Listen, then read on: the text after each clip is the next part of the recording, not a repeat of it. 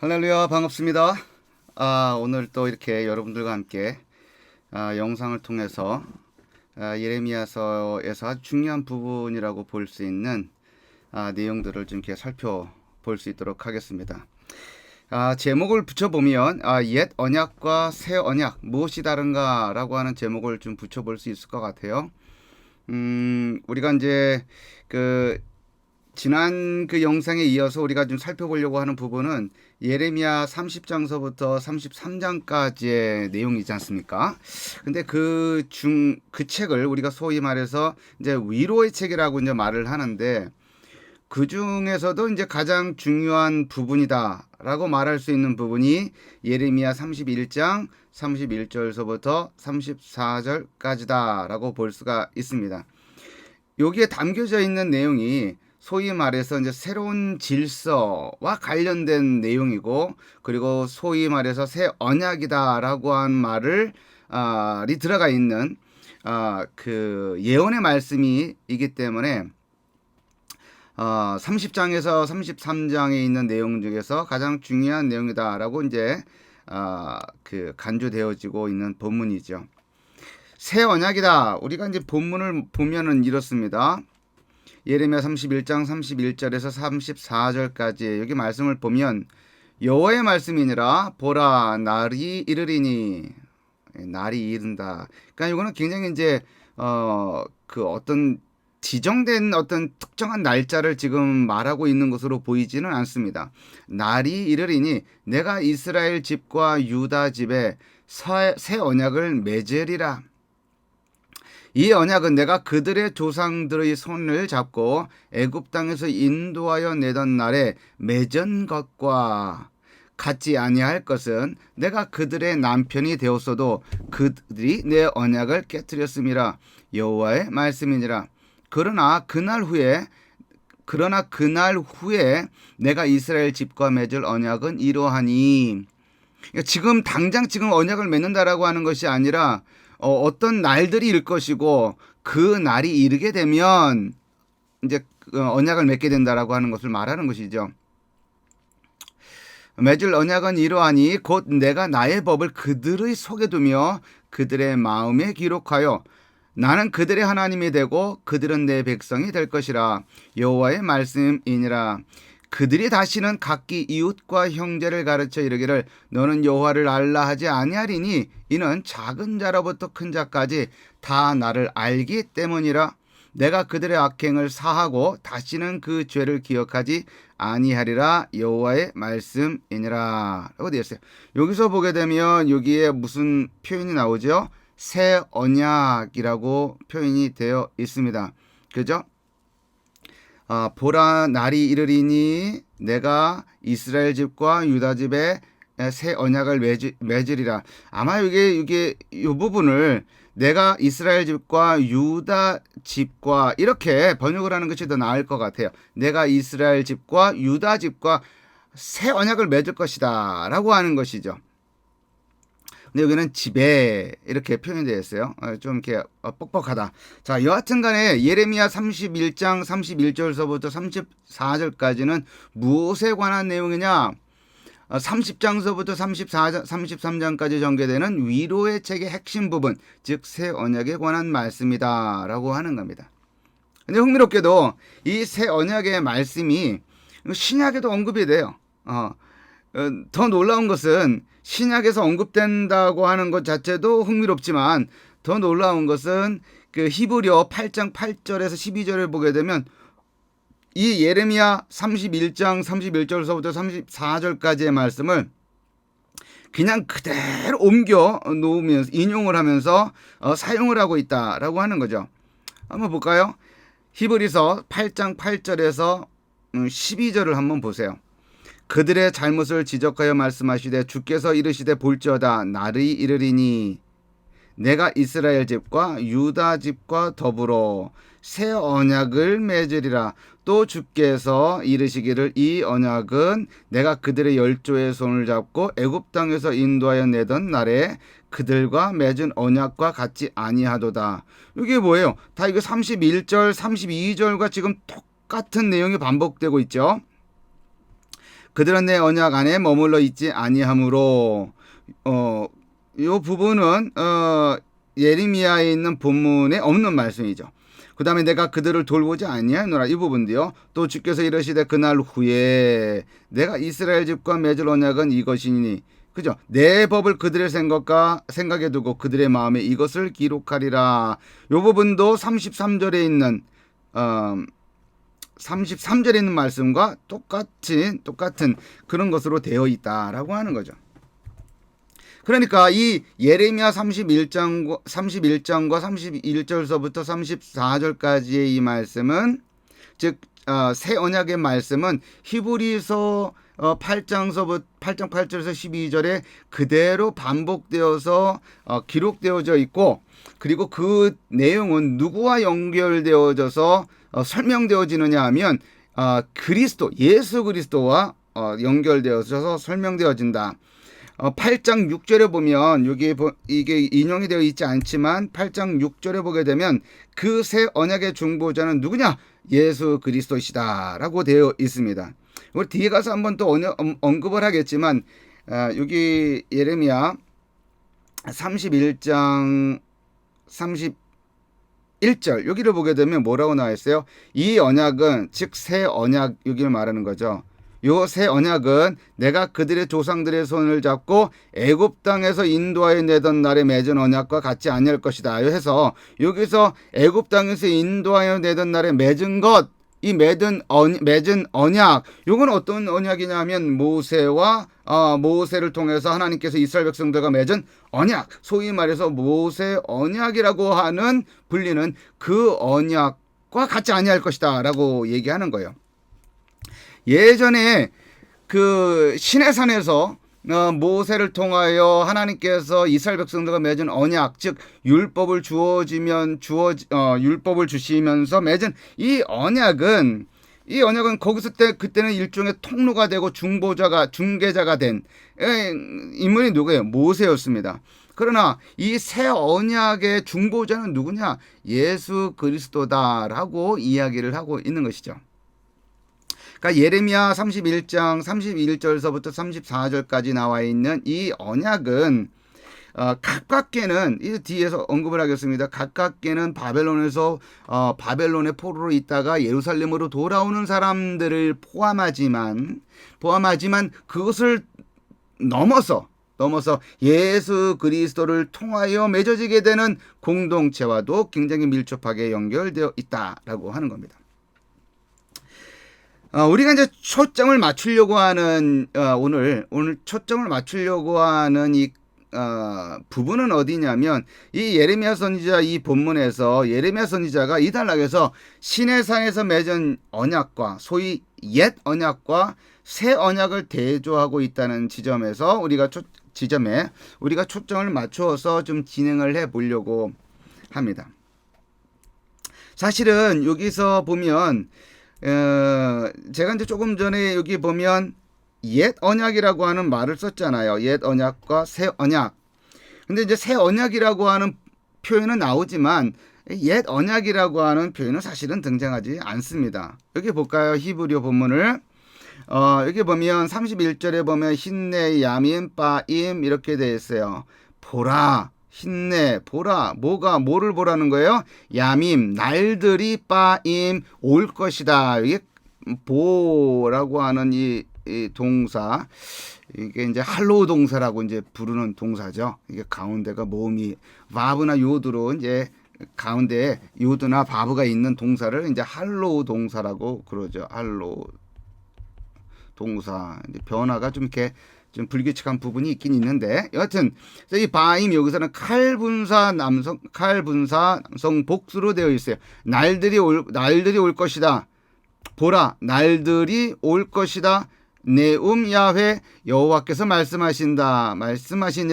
베 카라티, 내가 자를 것이다. 카라트는 이제 언약과 함께 베리토와 함께 무엇을 의미하냐면 언약을 맺다라고 할 때 사용되는 동사죠.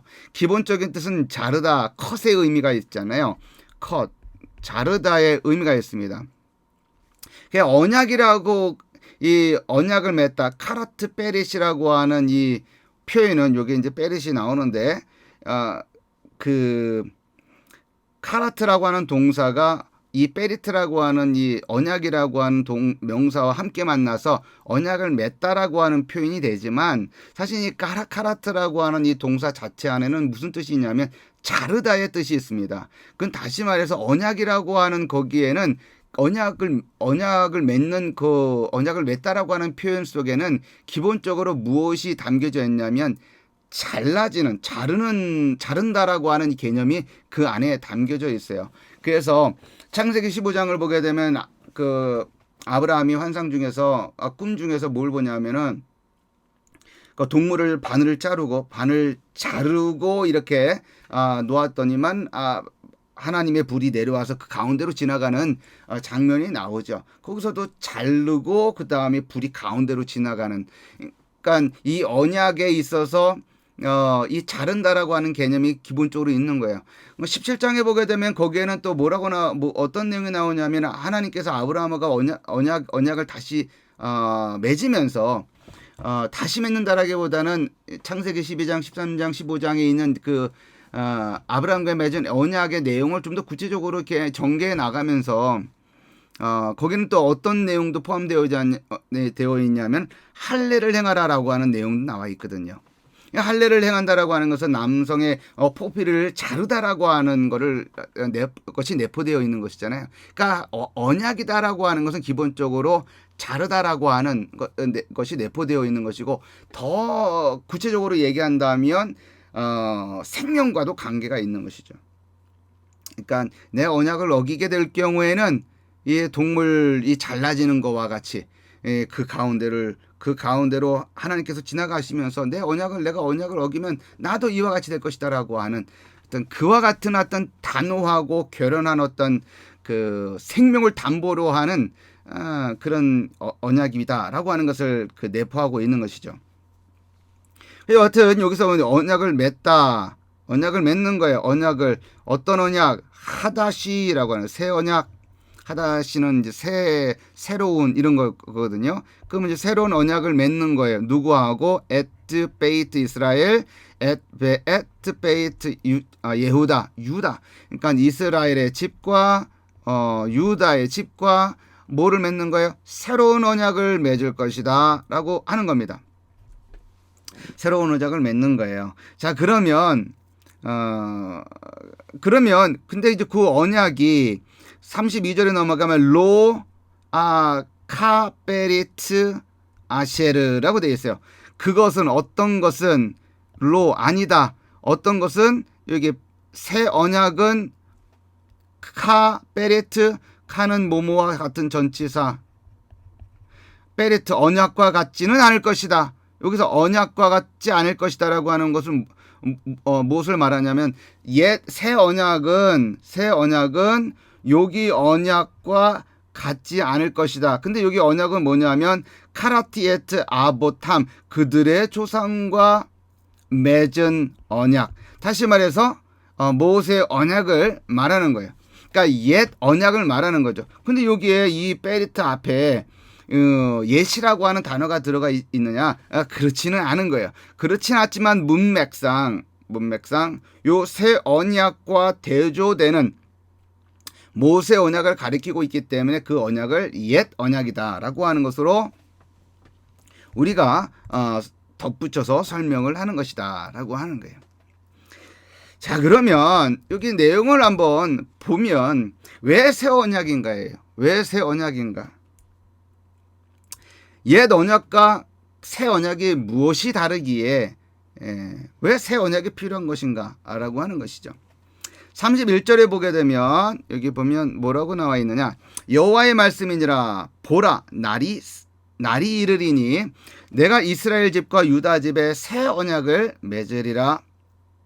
이 언약은 내가 그들의 조상들의 손을 잡고 애굽 땅에서 인도하여 내던 날에 맺은 것과 같지 아니할 것은 즉 같지 아니하다라고 하는 것은 다른 것은 이 말이죠. 내가 그들의 남편이 되었어도 그들이 내 언약을 깨뜨렸음이라 여호와의 말씀이니라 라고 되어 있습니다. 여기서 내가 이스라엘 집과 유다 집에 앞서서 얘기했지만 지배를 여기 집과 이렇게 이스라엘 집과 유다 집과 새 언약을 맺을 것이다라고 하는 거죠. 그러니까 남쪽 유다와만 맺는 것이 아니에요. 북이스라엘, 남쪽 유다 모든 이스라엘 즉 온 이스라엘과 언약을 맺을 것이다라고 표현을 하고 있는 거예요. 그죠? 자, 맺을 것이다라고 하는 것은 이건 좀 이제 굉장히 이것은 종말론적인 어떤 표현이다라고 볼 수가 있습니다. 나중에 그 날이 이르게 되면 내가 북이스라엘과 남쪽 유다와 언약을 맺을 것이다 라고 되어 있어요. 그래서 여러분들 역대기서를 보게 되면 온 이스라엘이라고 하는 표현이 굉장히 많이 나옵니다. 역대기서는 바벨론 포르기 이후에 뭐 내용은 이 역대기서는 이 내용은 어때요? 내용은 다윗이 성전을 준비하는 것에 초점이 맞춰져 있고 그 다음에 역대기 하는 역대기 상은 다윗이 성전을 준비한 것에 굉장히 초점이 많이 맞춰져 있고 그 다음에 역대기 하는 솔로몬이 성전을 어떻게 집중해서 성전을 아주 철저하게 성전을 완공했는지에 대해서 초점이 맞춰져 있습니다. 그런데 이제 거기에 무슨 표현들이 많이 등장하냐면 온 이스라엘이라고 하는 표현이 되죠. 그러니까 온 이스라엘이라고 하는 표현은 이 바벨론 포르기 이후의 공동체와 굉장히 밀접하게 사용되어지는 표현입니다. 그리고 종말론적인 표현이고요.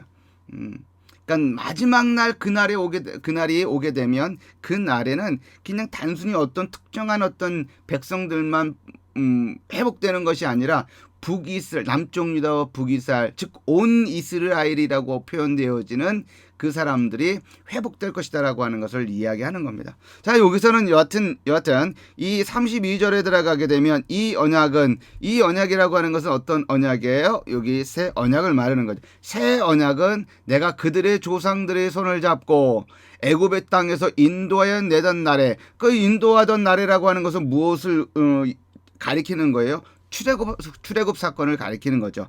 그러니까 여기서 그 조상들의 손을 잡고라고 하는 이 표현은 얼마나 친밀한 거예요. 여호와 하나님께서 이 이스라엘 백성들을 애굽에서 오랜 기간 동안 노예로 고역 속에 있었던 고통 가운데 있었던 그들을 모세의 손을 통하여 모세를 통하여 출애굽시키는 그 과정을 하나님께서 그들의 손을 그 조상들의 손을 잡고라고 표현을 하고 있는 거예요.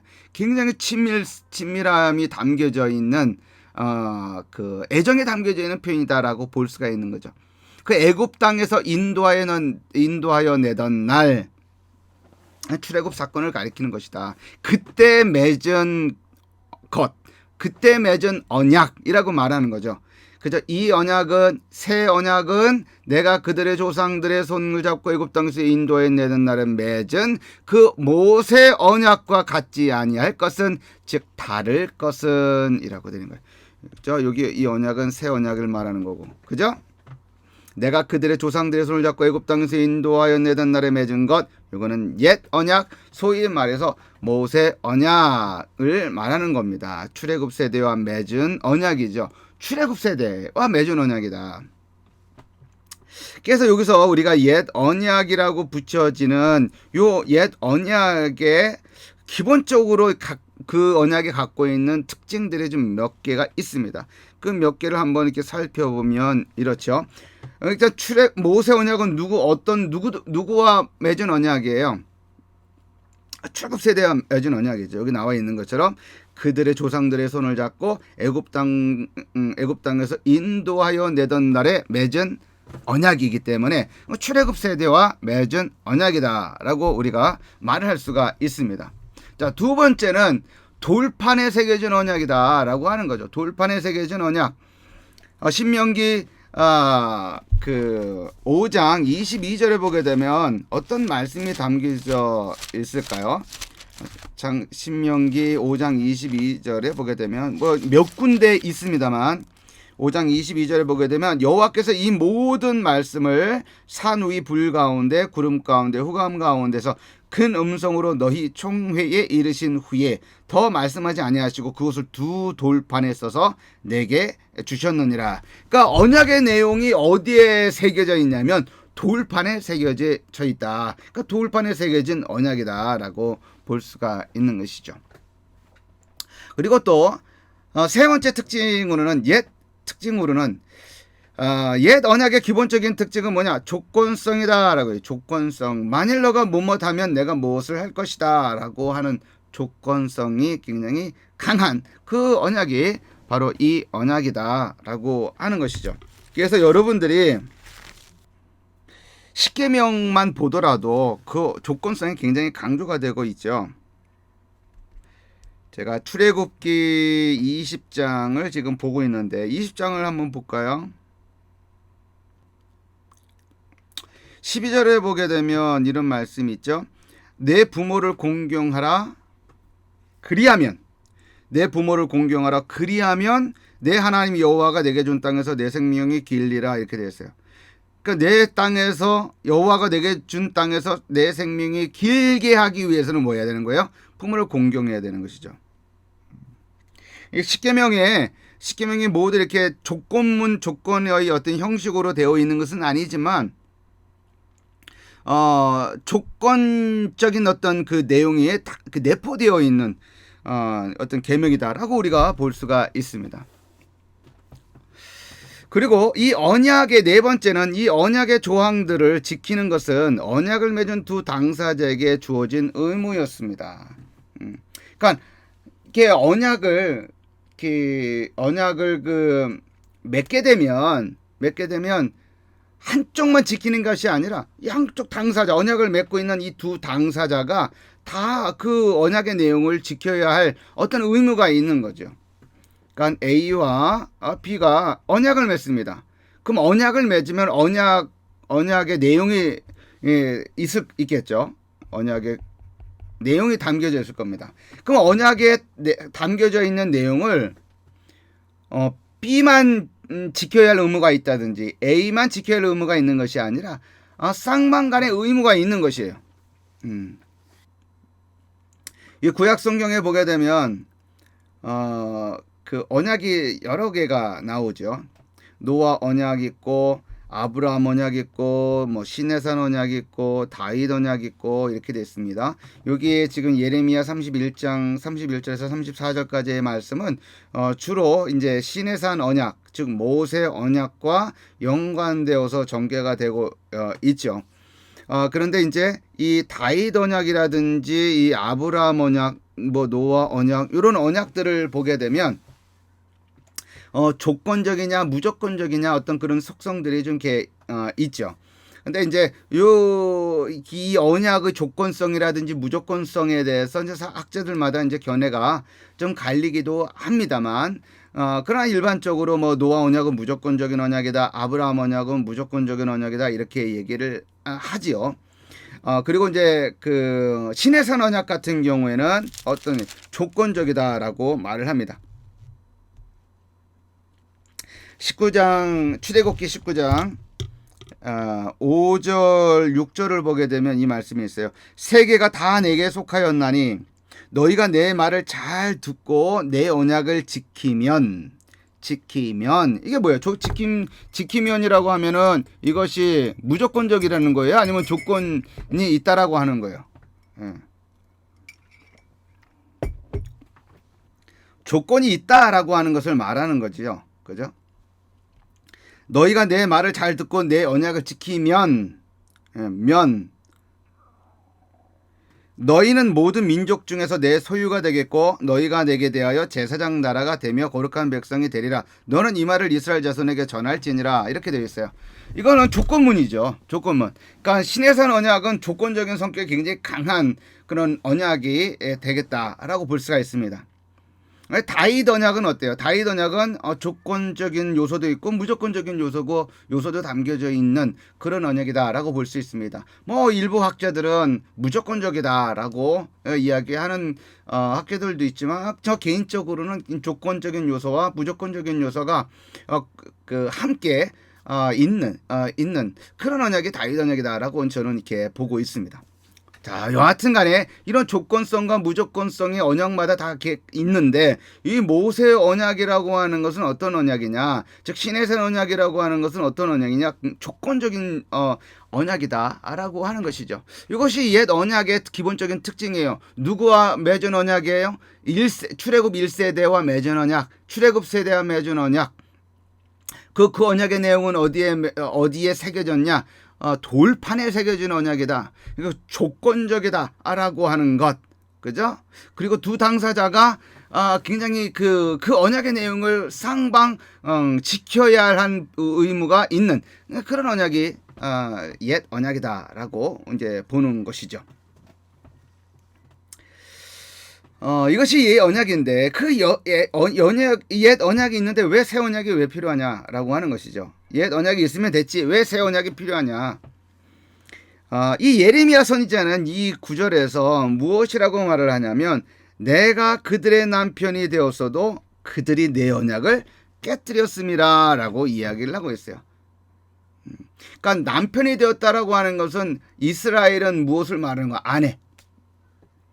자신과 언약을 맺은 언약의 백성은 아내가 되는 거죠. 그 남편과 아내라고 하는 어떤 아주 특별한, 아주 친밀하고 아주 특별한 그런 관계를 맺고 있는 그런 관계였음에도 불구하고 그 아내가 되는 그 언약 백성이 뭘 했다는 거예요? 언약의 내용을 깨뜨렸다. 그래서 새 언약이 필요하다라고 말을 하는 겁니다. 11장 1절에서 17절을 보게 되면 거기서도 이제 비슷한 내용이 담겨져 있습니다. 그러니까 이스라엘 백성들의 즉 남쪽 유다가 이제 심판을 받게 되는데 심판을 받게 된 이유, 심판을 초래한 이유, 그건 뭐냐? 시내산 언약을 어겼기 때문이다라고 이야기를 하고 있습니다. 이게 한번 보겠습니다. 예레미야 11장 1절서부터 읽는 게 좋을 것 같아요. 좀 길긴 하지만 그래도 읽는 것이 낫겠다. 11장 1절서부터 여호와께서 예레미야에게 임한 말씀이라 이르시되 너희는 이 언약의 말을 듣고 유다인과 예루살렘 주민에게 말하라. 그들에게 이르기를 이스라엘의 하나님 여호와께서 이와 같이 말씀하시되 이 언약의 말을 따르지 않는 자는 저주를 받을 것이니라. 이 언약은 내가 너희 조상들을 새풀무 애굽 땅에서 이끌어내던 날에 그들에게 명령한 것이라라고 되어 있어요. 여기 지금 그래서 이 언약이라고 하는 것은 결국 뭘 말하는 거? 옛 언약을 지금 말하고 있는 거죠.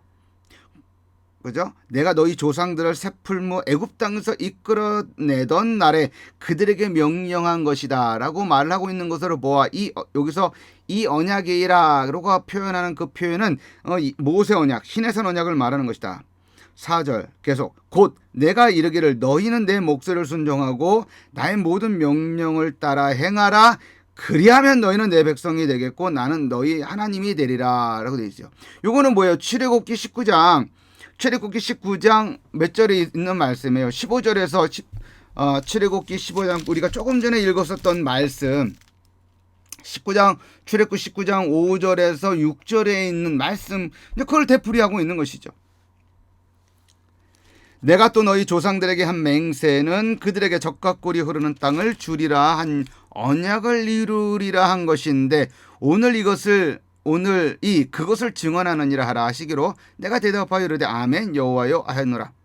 6절 여호와께서 내게 이르시되 너는 이 모든 말로 유다 성읍들과 예루살렘 거리에서 선포하여 이르기를 너희는 이 언약의 말을 듣고 지키라.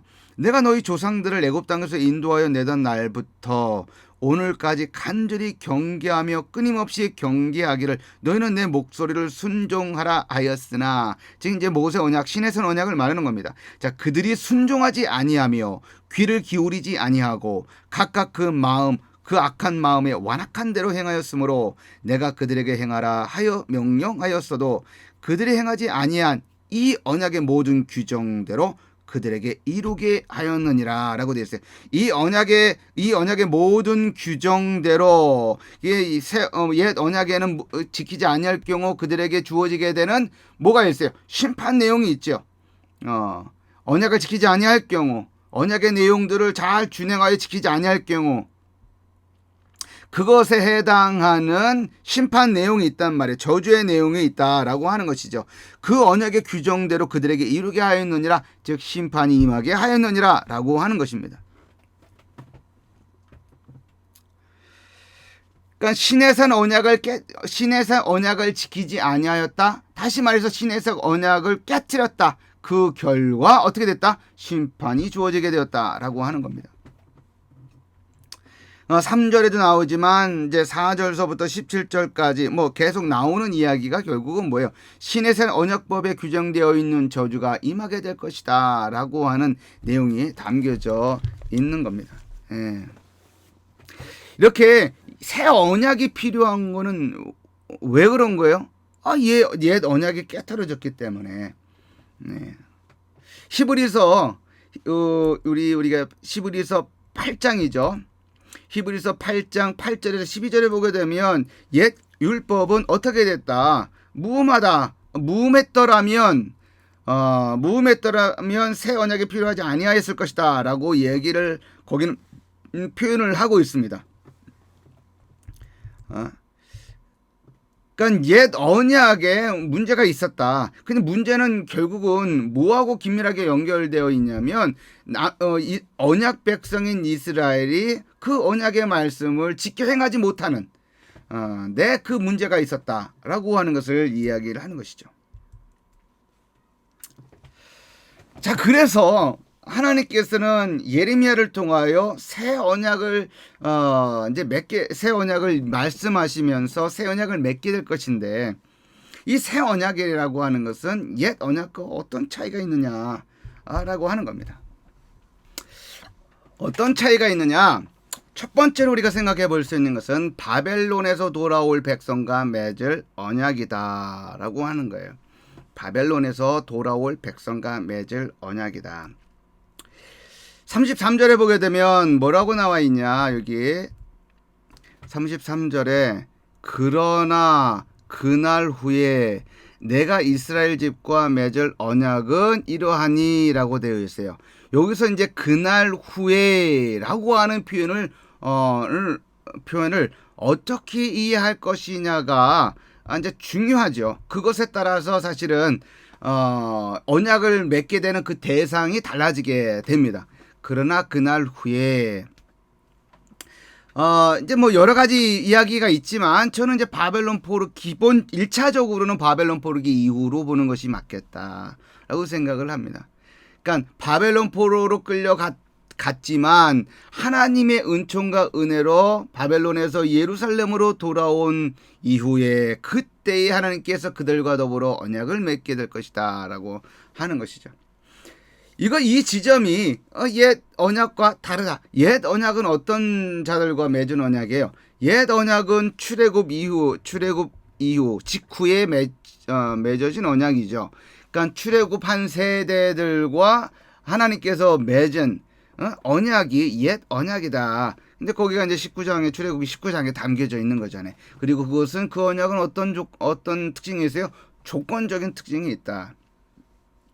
너희가 이것을 다 지켜 행하면 내가 너희의 하나님이 되고 하나님이 될 것이다 라고 하는 내용이 담겨져 있는 것이죠. 그러나 이 새 언약이라고 하는 것은 이제 바벨론에서 예루살렘으로 귀환한 자들과 맺은 언약이다 라고 보는 것이죠. 그래서 이 출애굽한 그때를 보통 이제 제1 출애굽이라고 하고 바벨론에서 돌아온 그거를 이제 제1 출애굽이다라고 하는 표현을 쓰기도 합니다. 다시 말해서 이렇게 여기 보면 이게 이제 주중회가 있고 여기 이제 애굽이 있잖아요. 애굽이 이렇게 있으면 여기서 출애굽해서 광야로 지내서 시내산에 있다가 가데스 바네아 지점으로 갔다가 거기서 불순종으로 인해서 어떻게 되는 거예요? 여기서 이제 광야에서 40년 보내는 거죠. 여기는 갈릴리 호수, 여기는 사해가 있고, 그죠? 그래서 이제 이스라엘 백성들이 40년을 지낸 다음에 이쪽으로 가서 이쪽 지역에, 즉 모압 지역에서 머물고 있다가 요단강을 건너서 여리고 치고 아이성 치고, 그죠? 그 남쪽 공격하고 그다음 북쪽 정복 전쟁을 치른 그 이야기가 우리가 이스라엘 역사의 한 전반부에 해당하는 부분이죠. 그런데 여기서 애굽에서 나올 때에 그때의 그 사건을 제1출애굽이라고 말합니다. 제1출애굽. 그리고 이 이스라엘 역사에는 또 어떤 것이 있냐면 여기 이제 북이스라엘, 그 다음에 이쪽은 남쪽 유다 이렇게 되어 있으면 북이스라엘은 아시리아에 의해서 아수르에 의해서 주전 722년 멸망했고요. 그 다음에 남쪽 유다는 어때요? 바벨론에 의해서 아수르를 집어삼킨 바벨론에 의해서 주전 586년 남쪽 유다는 멸망하고 그 일부가 바벨론의 포로로 끌려가게 됩니다. 그죠? 바벨론 포로로 끌려갔다가 주전 538년 바벨론을 집어삼킨 페르시아, 바사라고도 그러죠. 이 페르시아의 첫 번째 왕인 고레스에 의한 그 고레스가 반포한 칙령에 의해서 예루살렘으로 돌아오게 되는데 그것을 제2출애굽이다라고 이야기를 합니다. 왜냐하면 여기 제1출애굽할 때의 어떤 양상과 제2출애굽할 때 바벨론에서 예루살렘으로 돌아올 때의 어떤 양상이 비슷한 측면들이 여럿 있기 때문에 그렇습니다. 출애굽할 때를 제1출애굽으로 하든 바벨론에서 예루살렘으로 돌아오는 그 사건을 제2출애굽이라고 하든 여기서 이제 하나님께서 예레미야를 통하여 새 언약을 맺겠다라고 했었을 때의 그 대상은 1차적으로는 바벨론에서 예루살렘으로 돌아오는 자들과 맺게 된다라고 보는 것이 맞을 겁니다. 그러나 그것은 1차적인 의미에서 의 해석이다. 그거보다 그 이상을 넘어서는 어떤 종말론적인 어떤 그 시각이 내포되어 있다라고 보는 것이 맞지 않겠나라고 생각을 합니다.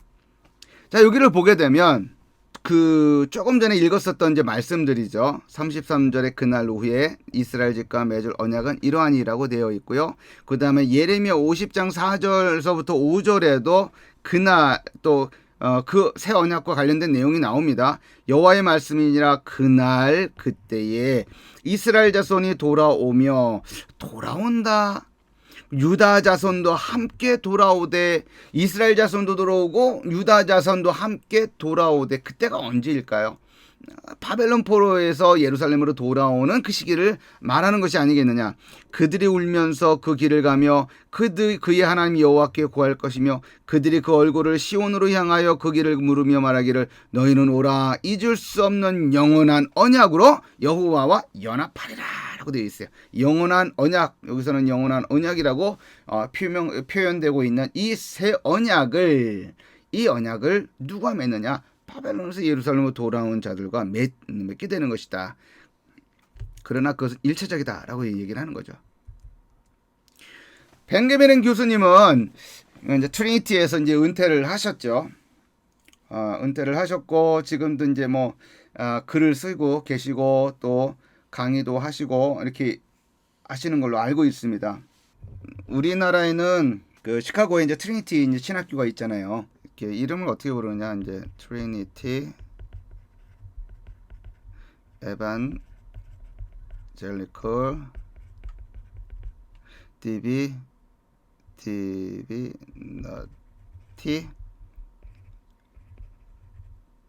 스쿨 이렇게 말합니다. 스쿨이라 그래요. 시카고 공항에서 시카고에는 이제 공항이 있죠. 오헤어 공항이라고 이제 큰 공항이 있는데 거기서 차 타고 한 40분, 35분에서 40분 정도 이렇게 달리면 그 디어필드라고 하는 도시가 나옵니다. 이제 뭐 도시에서 시카고 그 다운타운에서 좀 떨어져 있기 때문에 좀 이렇게 한적한 그 곳입니다. 이렇게 우리 서울 생각하면 서울처럼 이렇게 그렇게 생각하면 안 되고 이렇게 좀 약간 시골틱한 시골스러운 그런 곳입니다. 그리고 아주 이렇게 자연 경관이 좋은 아주 예쁜 그런 도시인데 거기에 이제 트리니티 에반젤리컬 디비니티 스쿨이라고 있어요. 거기에 이제 여러 이제 복음지권에서 이렇게 활약하시는 훌륭한 교수님들이 많이 계십니다. 그 중에 한 분이 이제 벤게맨 교수님이시고 이제 그분이 쓴 책이 지금 그분이 쓴 책이 여러 몇 권 이제 번역이 된 걸로 알고 있습니다. 오래전에 오래전에 이제 쓰신 책인데 그것이 이제 그것도 또 번역도 오래전에 됐고 그것이 또 이렇게 새롭게 이제 아마 이렇게 다듬어져서 다시 이렇게 출판된 걸로 알고 있는데 저는 예전 걸 갖고 있어요. 요 책인데 예언서 연구라고 되어 있습니다. 그러니까 반게메렌 지음 그다음에 김희원 이명철 옮김 이렇게 되어 있어요. 원래 책 제목은 Interpreting the Prophetic Word 이렇게 되어 있죠. 근데 이거는 이제 우리 이제 번역서는 이제 예언서 연구라고 이렇게 해놨어요. 여기 이제 예언서와 관련된 전반적인 내용을 몇 페이지에 이 번역서인데 한 뭐 참고 문헌까지 합해서 뭐 3긴까지 돼 있네요. 3긴까지 하면은 뭐 거의 한 800페이지에 해당하는 책입니다. 두꺼운 책이죠. 근데 뭐 이런 책들은 뭐 한 뭐 2, 30년 동안 계속 쓰는 거기 때문에 저는 이거를 여기 이제 저는 이제 책을 사면 보통 이렇게 사인을 해 놓거든요. 사인을 해 놓는데 99년 8월 27일 날 샀네요. 99년 8월 27일. 8월 27일은 제 생일인데 아마 그날 산 모양이에요. 99년에. 그때 사가지고 좀 이렇게 읽고 했다가 또 이 강의를 위해서 좀 이렇게 몇 군데를 이렇게 좀 이렇게 살펴봤습니다. 자, 여기에서 보면 이제 백유민 교수님은 뭐라고 말을 하느냐? 나는 새 언약을 이제 이 백유민 교수님 개인의 이제 그 해석을 이제 이렇게 써놓은 부분이에요. 나는 새 언약을 포로 후기와 예수 그리스도 안에서 언약의 갱신과 현재 교회 시대를 포함한 구속의 진전 가운데 성취가 이루어지고 있는 하나의 종말론적 실제로 본다라고 보는 거예요. 그러니까 이게 지금 이 표현이 굉장히 좀 이렇게 모호한 부분이 좀 없잖아 있지만 그래도 그 뉘앙스는 분명하다. 이 새 언약이라고 하는 것이 바벨론 포로기 이후 바벨론에서 예루살렘으로 돌아온 예루살렘 공동체, 즉 포로 귀한 공동체부터 그것이 포함이 되어지는 교회 시대까지 이어지는 이 종말론적인 실제로 본다라고 보는 것이죠.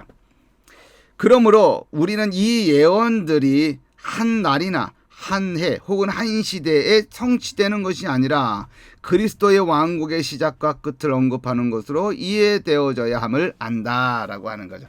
그러니까 그리스도의 왕국의 시작과 끝을 언급하는 것으로 이해하는 것이 맞겠다라고 보는 거죠. 어떤 특정한 날, 어떤 특정한 한 해, 어떤 한 시대 여기에 국한되어져서 이 부분을 해석하지 말고 지금 그리스도의 왕국의 시작과 끝이라고 하는 굉장히 그 종말론적인 시각에서 이 언약을 맺는 것을 이해를 해야 된다라고 이제 설명을 하고 있는 것입니다.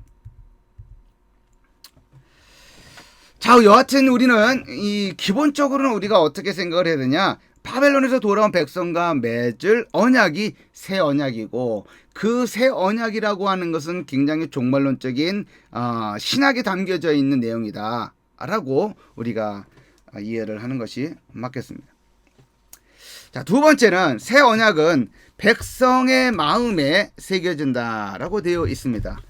자, 이 부분이 굉장히 쉽지 않은 내용이에요. 33절을 보게 되면 뭐라고 나와 있느냐? 33절에 그러나 그날 후에 그죠? 그러나 그날 후에 내가 이스라엘 집과 맺을 언약은 이러하니 곧 내가 나의 법을 그들의 속에 두며 그들의 마음에 기록하여 라고 되어 있습니다. 그들의 속에 그들의 마음에 이렇게 표현되어지고 있다. 옛 언약의 특징을 설명하면서 언급했었던 것이 하나가 있죠. 그것이 뭐였어요? 옛 언약은 언약의 내용이 어디에 새겨져 있어요? 돌판에 새겨져 있다라고 하는 거죠. 여기 이제 여러분들 시간 날 때 이 구절들을 한번 찾아보면 좋을 것 같아요. 아까 우리는 요 부분만 읽었죠. 신명기 5장 22절. 여호와의 계명의 말씀이 즉 언약의 말씀이 어디에 새겨졌냐? 두 돌판에 새겨졌다 이거예요. 그런데 이 새 언약은 그 언약의 내용이 그 하나님의 말씀이 어디에 새겨지냐? 언약 백성의 어디에? 마음에 새겨진다라고 지금 되어 있다는 것이죠. 언약의 마음, 이것이 어떻게 강조가 되느냐 하면 여기 히브리어 본문을 여기를 보게 되면 여러분들이 좀 알 수 있을 것 같아요. 여기 보면 나타티라고 되어 있어요. 나타티. 내가 줄 거다. 내가 줄 거다. 나타내서 온 완료 1인칭 공성 단수예요. 내가 줄 것이다. 뭐를? 토라티 나의 율법을 줄 것이다. 어디에다가 키르밤 이렇게 됐어요. 키르밤 요거는 케레브라고 하는 곳에서 왔어요. 케레브. 이 케레브라고 하는 곳에 왔어요. 이 케레브라고 하는 것은 뭐 이제 사용된 문맥에 따라서 여러 가지 의미를 갖고 있죠. 뭐 생각의 자소, 어떤 신체의 기관의 어떤 그 마음, 심장, 뭐 심리학적이고 하는 정신적인 어떤 핵심 장소, 뭐 여러 가지로 의미로 이렇게 해석이 됩니다. 근데 이제 여기서는 그들의 속, inner part, 그 한 사람이 있으면 그 사람의 그 중심에 있는 그 부분이라고 말을 하는 거예요. 근데 그 케레브에다가 내 율법을 놓겠다라고 했는데 그 다음에는 뭐냐면 리밤이라고 되어 있어요. 리밤이라고 하는 것은 그들의 마음에라고 되어 있어요. 레브라고 되어 있는 거예요. 마음에다가 뭐 할 것이냐? 에크타베나 이렇게 돼요. 아크타베나. 내가 그것을 쓸 것이다 라고 되어 있어요. 내가 그것을 카타브라고 되어 있어요. 카타브는 건 쓴다. 에는 이 미완료형인데 1CS 1인칭 공성 단수 내가 쓸 것이다 뭐라고 했어요? 3인칭 여성 단수 전미사. 그러니까 내가 그것을 쓸 것이다. 어디에다가? 뭐뭐 위에, 리밤 그들의 마음 위에 라고 되어 있는 거예요. 그러니까 여기를 보게 되면 여기 그 율법 여기 이제 동사가 나와 있고 여기 장소가 나와 있죠.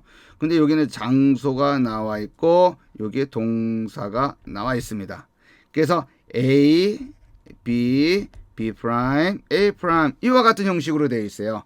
그러면 이와 같이 A, B, B 프라임, A 프라임 이와 같은 형식이면 어디에 강조가 되느냐? 이 B하고 B 프라임에 강조가 된다.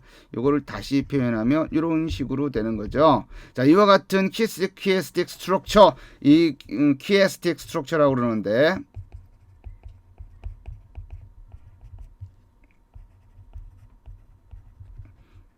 이럴 경우에는 어디에 강조가 있냐? 여기에 강조가 있는 거예요. 여기에 강조가 되는데 여기에 어떤 단어가 들어가 있는 거예요? 마음이죠. 그러니까 하나님께서 이제 옛 언약에는 그 언약의 규정의 말씀이 어디에 이렇게 새겨져 있었냐면 돌판에 새겨져 있는 거예요. 돌판에. 그러나 새 언약은 그 언약의 내용이 즉 율법이 어디에 새겨지느냐? 마음에 새겨진다라고 되어 있습니다. 완전히 다른 거죠. 옛 언약은 돌판, 어디에 자기하고 거리가 있는 제3의 장소에 있는 그 돌판에 새겨지는 것이고, 이제 새 언약은 그 언약의 그 말씀이 어디에? 내 마음에. 그래서 내가 어디를 가든지 그 언약의 말씀이 내 안에 존재하게 되는 것이죠. 근데 문제는 뭐냐 하면 이 언약의 말씀이 내 마음에 새겨진다라고 하는 그 표현이 무엇을 의미하느냐라고 하는 거죠. 많은 이제 학자들은 이 부분을 토라의 내면화라고 이야기를 합니다. 토라의 내면화, internalized라고 그러죠. internalization이라고 하고, 토라가 내 안에 그 흡수되어져서 내 안에서 내면화되는 거예요.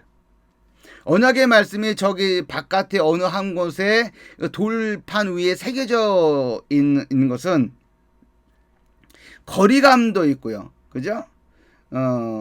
바깥에 존재하는 것이지만 이제는 새 언약의 내용은 내 마음에 새겨지기 때문에 그것은 곧 하나님의 말씀이 내 안에서 내면화되어진다라고 하는 겁니다. 자, 그 부분을 좀 더 이제 이 백여빈 교수님은 어떻게 얘기를 하고 있는지 한번 볼까요? 새 마음은 이제 마음의 새 언약에 의해서 여호와의 율법이 우리 마음에 새겨지면 그 새 마음은 여호와의 유연하고 애정어린 순종적이고 수용적 관계로 표현되는 영적인 변화를 의미한다. 영적인 변화를 의미한다라고 하는 거예요.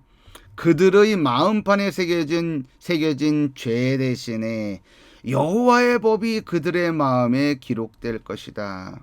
여호와의 마음에.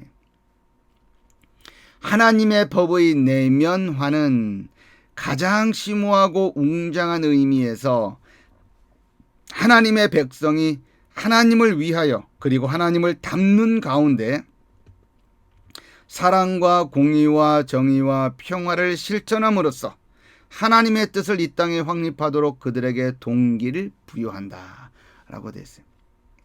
계속해서 내면화 약속은 새 공동체의 성공을 보증한다. 하나님의 영이 그들의 마음속에 변화를 일으킴으로 경건한 자들은 이전 어느 때보다 더 크게 그리고 더 많은 숫자로 성령의 능력을 힘입어 끝까지 인내하며 하나님의 뜻을 행할 것이다. 내면화는 중개자들, 제사장, 왕, 선지자의 합법적 지위를 부정하는 것이 아니라 우리가 읽는 대로 개개인에게 보다 큰 책임을 부여하는 것이다 라고 되어 있습니다. 자, 이 말씀 중에 우리가 좀 주목을 해야 되는 부분은 뭐냐면 우리 내면화 과정은 하나님의 말씀, 하나님의 주도적인 어떤 역사에 의해서 우리의 그 내면에서 자발적으로 발생되어지는 그런 어떤 새로운 마음이다라고 하는 거죠. 하나님을 위하여 그리고 하나님을 닮는 가운데 사랑과 공의와 정의와 평화를 실천하게 되는 것, 그것이 말씀에 의한 새 언약에 근거한 그런 새 마음이다라고 우리가 이해를 하게 되는 것입니다. 그러니까 이게 그렇잖아요. 이게 율법이라고 하는 것이 막 무서워서 이거 하지 아니하면 그러니까 옛 언약의 특징 중에 하는 것이 뭐라 그랬어요? 조건적이라 그랬잖아요. 조건적. 그러니까 이 조건을 지키지 아니하면 어떤 그것에 해당하는 상응하는 어떤 심판 내용이 있기 때문에 그것이 무섭고 그것이 두렵고 그것이 공포스러워서 마지못해서 그 심판을 당하지 않기 위해서 하는 그런 모습이 아니라 하나님의 굉장히 주도적인 역사, 그 주도적인 어떤 역사와 그 성령의 역사로 말미암아서 우리 안에서는 그런 어떤 그 공포와 그것이 그 조건화되고 동인이 되는 것이 아니라 성령의 역사로 말미암아 우리 안에서 자발적이고 자연스럽게 어찌하든지 하나님의 말씀대로 하나님 살려고 발버둥치고 그 가운데서 하나님의 공의와 정의와 평화를 실천하고자 노력을 한다 이거예요. 그잖아요. 우리 안에는 그것을 하고 싶어하는 마음이 없죠. 우리 안에는 본질은 그렇지가 않은데, 그렇죠? 하나님이 우리 안에 들어오시면 우리의 언약을 맺으시고 새 마음을 주시면 그 마음은 어떤 마음이냐? 어떤 공포와 두려움 속에서 행하는 것이 아니라 하나님을 닮을 것이고 하나님의 말씀대로 살고자 하는 그 자발적인 어떤 그런 그 자발성이 우리 안에서 발현되고 구현이 된다. 여러분들 하나님의 말씀대로 살고 싶은 그 마음이 그래서 어떻게든지 하나님의 말씀대로 살려고 발버둥 치지 않습니까? 하나님 무서워서 마지못해서 하고 계신 거예요. 하나님이 무서워서 아니면 이거 하지 않으면 하나님이 심판할 것 같으니까 그런 어떤 생각하에서 그 신앙생활 하시고 있는 건 아니겠죠. 예. 그것은 이제 옛 언약의 어떤 특징이다라고 보는 것이 맞을 겁니다. 새 언약 안에 공동체 안에 들어와 있을 경우에는 그렇지가 않죠. 그 죄의 소욕이 여전히 남아 있어서 계속 영적인 어떤 그런 전투가 벌어지기는 하나 우리 안에는 무엇이 존재하냐면 하나님의 주도적인 어떤 그 영적인 어떤 그 파워가 있어서 그 성령의 능력이 있어서 그 싸움을 계속 싸워나가게 하신다 이게. 하나님의 뜻대로 좀 살아가고자 하는 그 발버둥이 우리 안에서 존재한다. 그게 얼마나 신기한 일이에요. 예레미야 32장 38절에서 이게 38절에서 여기 구절이 어떻게 되는지 여러분들 한번 확인해 보시기 바랍니다. 그들은 내 백성이 되겠고 나는 그들의 하나님이 될 것이며 내가 그들에게 한 마음과 한 길을 주어 굉장히 지금 이렇게 하나님께서 막 주도적으로 움직이시는 것을 볼 수가 있어요. 그들은 내 백성이 되겠고 그들의 하나님이 될 것이며 내가 그들에게 한 마음과 한 길을 주어 자기들과 자기 후손의 복을 위하여 항상 나를 경외하게 하고 내가 그들에게 복을 주기 위하여 그들을 떠나지 아니하리라 하는 영원한 언약을 그들에게 세우고 나를 경외함을 그들의 마음에 두어 나를 떠나지 않게 하고 내가 기쁨으로 그들에게 복을 주되 분명히 나의 마음과 정성을 다하여 그들을 이 땅에 심으리라 되고 있어요. 나를 경외함을 그들의 마음에 두어 나를 떠나지 않게 하고 언약, 새로운 언약, 영원한 언약 안에 들어와 있을 경우에 일어나는 한 모습이죠. 우리의 마음속에 하나님을 경외하고 싶은 마음이 있잖아요. 어떻게든지 하나님 말씀대로 살아보고 싶어하는 마음이 있고요. 근데 그 모든 것들이 하나님의 주도적인 어떤 그 움직임 속에서 진행이 된다라고 하는 겁니다. 그래서 이게 우리가 이제 새 언약 31장에서 우리가 확인해 볼 수 있는 내용들이에요. 새 언약은 하나님의 백성의 마음 속에 새겨진다. 돌판에 새겨지는 것이 아니라. 자, 새 언약은 일방적인 언약이다. 세 번째 특징은 일방적인 특징이에요. 이스라엘에게 요구되어지는 게 없어요. 그죠? 여기서도 보면 32장 여기 9절에서 보게 되면 하나님이 주도적으로 한 마음과 한 길을 주어 그들에게 한 마음과 한 길을 주어 자기들과 자기 후손의 복을 위하여 항상 나를 경외하게 하고 하나님이 하시는다라고 하는 거예요. 내가 그들에게 복을 주기 위하여 그들을 떠나지 아니하리라 하는 영원한 언약을 그들에게 세워 나를 경외함을 그들의 마음에 두어 나를 떠나지 않게 하고 라고 되어 있어요. 하나님이 일방적이고 주도적인 것을 볼 수가 있습니다. 그저 하나님이 그들의 마음에 율법을 새겨 주실 것이다. 그죠? 하나님이 주도적으로 그들의 마음에 율법을 새겨 주실 것이다. 에스겔 11장 19절 20절과 에스겔 36장 26절 27절을 보게 되면 여기에도 보게 되면 하나님의 언약 백성의 마음에 하나님께서 주도적으로 행하시는 모습을 우리가 확인해 볼 수가 있습니다. 여기 한번 두 군데를 한번 보겠습니다. 내가 그들에게 한 마음을 주고 지금 예레미야에 있는 말씀과 이제 그렇게 다르지 않다 이게. 내가 그들에게 한 마음을 주고 그 속에 새 영을 주며 그 몸에서 돌 같은 마음을 제거하고 살처럼 부드러운 마음을 주어 내 율례를 따르며 내 규례를 지켜 행하게 하리니 그들은 내 백성이 되고 나는 그들의 하나님이 되리라. 새 언약을 말하는 거죠. 그죠? 또 새 영을 너희 속에 두고 새 마음을 너희에게 주되 누가 주는 거예요? 하나님이 주는 거예요. 여기서 그러니까 출애굽기 19장 5절 6절에 있는 것처럼 너희는 이것을 지켜라. 그러면 내가 너희의 아버지가 되고 하나님이 되고 출애굽기 15장 19장 5절에서 6절을 보세요. 세계가 다 내게 속하였나니 너희가 내 말을 잘 듣고 내 언약을 지키면 너희는 모든 민족 중에서 내 소유가 되겠고 너희가 내게 대하여 제사장 나라가 되며 거룩한 백성이 되리라. 너는 이 말을 이스라엘 자손에게 전할지니라. 자, 이게 뭐예요? 모든 민족 중에서 하나님의 소유가 되기 위해서는 뭐가 돼야 되는 거예요? 너희가 내 말을 잘 듣고 내 언약을 지켜야 된다라고 하는 거예요. 근데 이게 지금 예레미야에서 주어지고 있는 이 새 언약은 그러한 특징이 없는 거예요. 하나님이 주도적으로 움직이고 하나님이 주도적으로 우리 마음속에 하나님이 율법을 주고 우리의 마음 속에 있는 여러 가지 제약들과 단단한 것과 울퉁불퉁한 것을 제하고 부드러운 마음을 주어서 하나님의 말씀을 따르게끔 하게 한다라고 하는 거예요. 내가 그들에게 한 마음을 주고 구석에 새 영을 주며 그 몸에서 돌 같은 마음을 제거하고 살처럼 부드러운 마음을 주어 내 율례를 따르며 내 규례를 지켜 행하게 하리니 그들은 내 백성이 되고 나는 그들의 하나님이 되리라. 또 새 영을 너희 속에 두고 새 마음을 너희에게 주되 너희 육신에서 굳은 마음을 제거하고 부드러운 마음을 줄 것이며 또 내 영을 너희 속에 두어 너희로 내 율례를 행하게 하리니 너희가 내 규례를 지켜 행할지니라. 라고 되어 있습니다. 야, 이게 그러니까 얼마나 감사한 거예요. 그죠? 옛 언약과 비교하면 얼마나 감사한 거냐, 얼마나 감사하냐라고 하는 거죠. 뭘 지켜야지, 뭘 지켜야지 하나님의 그것에 포함이 되는데 언약을 지켜야 하나님의 그 소유가 되고 제사장의 나라가 되는데 새 언약은 그것을 말하지 않는다.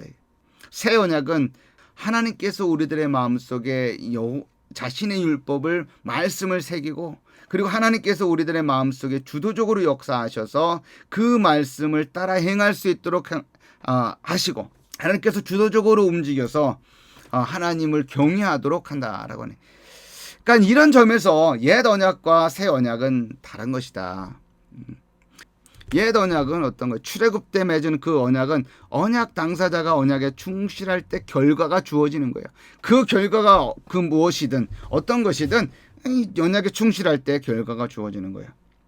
특별히 언약 백성이 언약을 충실히 지켜나갈 때 하나님이 그들의 하나님이 되고 그들의 하나님의 백성이 된 그들은 하나님의 백성이 되는 굉장히 조건과 그것에 부상응하는 결과로 구성이 되어져 있는데 새 언약은 어떤 거예요? 특별히 이제 바벨론 귀환자들과 맺을 언약 1차적으로는 그 새 언약은 조건이 없다 이게. 하나님의 영이 언약 백성의 마음에 율법을 새길 것이다. 그리고 하나님께서 주도적으로 움직이셔서 그의 백성 안에 여호와를 경외할 수 있는 마음을 부어주시고 그 길을 따라 행할 수 있도록 행하게 하신다라고 하는 내용이 있다는 것을 우리가 살펴볼 수가 있습니다. 자, 이처럼 이 옛 언약과 새 언약은 다르다. 물론 여호와의 율법이 하나님의 말씀이다라고 하는 것에서는 동일하다라고 우리가 보는 것이 맞을 겁니다. 그러나 그 언약의 내용을 행하고 그리고 그 언약에 대한 그 언약의 내용을 통하여 추구하게 되는 어떤 그런 모양새는 좀 많이 다르다라고 하는 것이죠. 억압적이지 않고 하나님의 주도적인 주도 하에서 우리의 자발성이 내포되어진 그리고 그 여호와의 율법이 우리 안에서 굉장히 내면화되어지는 과정을 거쳐서 우리 안에서 손과 발을 통하여 알게 모르게 그 언약의 결과들이 언약의 내용들이 발현되고 구현되어질 수 있도록 하게 되는 그런 내용이 새 언약의 내용에 내포되어 있다라고 우리가 정리를 해 볼 수가 있습니다. 자, 오늘은 그 옛 언약과 새 언약이라고 하는 예레미야 31장 31절서부터 34절까지를 좀 이렇게 거기에 중심을 두고서 한번 이렇게 생각을 해 보았습니다. 이 새 언약은 이제 신약으로 넘어가서 예수 그리스도를 통하여 형성되어지는 보다 종말론적인 어떤 시각 안에서 더 폭넓게 이해되어질 수 있는 그런 내용이 되기도 합니다. 자, 오늘 강의 듣느라고 이제 고생을 했습니다. 우리 다음 강의 때 이어서 예레미야서를 공부를 해볼 수 있도록 하겠습니다. 수고했습니다.